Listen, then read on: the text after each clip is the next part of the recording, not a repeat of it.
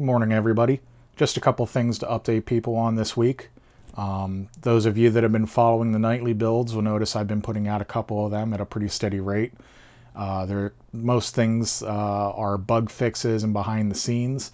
A couple of the big ones are I've improved the startup time of the application, as well as some of the UI polishing that I've been doing.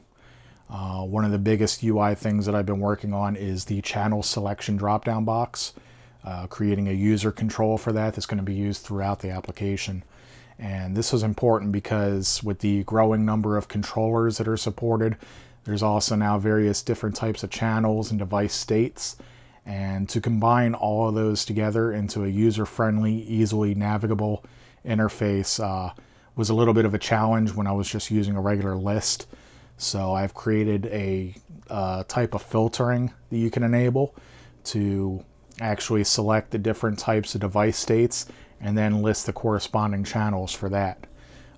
Furthermore, the device states now include the ability to override the channel names and even icons to further make it easier for people to understand what they are and how to map to them. Originally, it was just using the generic channel names like face button 1 through 4, etc. But now they will actually show up when using the corresponding filter, will show up as ABXY or star, cross, triangle, square. So that's one of the things that I really needed to do, because this control is going to be used in not only for mapping, but also in areas like macros, selecting the toggles and the triggers. I got that control for the most part done, and it's being used in several parts of the application. Still needs further testing, but it seems pretty solid so far. Another user interface control that I've been working on is the banner at the bottom of the application for users that aren't premium. I've been updating that, where it used to be just a small little web page window that would show a web page on my website which had nothing but the banner in it, which is how I achieved that. Now it's all being done natively inside the application, and this is because like banners that I didn't have strict enough control over, that use things like JavaScript, if it failed, would throw an error. Things like Google's AdSense ads and Amazon's ads, they were all JavaScript driven and JavaScript generated. So whenever they had an issue, it would throw an error into the application. So to avoid that, even more than I already was, I'm now in-housing all the ads, meaning now that instead of, script or any markup language that creates the banners or anything like that, it's going to be a simple an image and a click URL.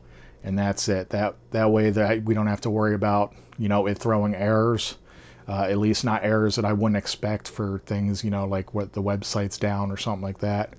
And we also eliminate the possibility where companies like, Amazon, when I'm using their ads where they would put tracking cookies, well, we're eliminating that possibility, even though they're for the most part harmless.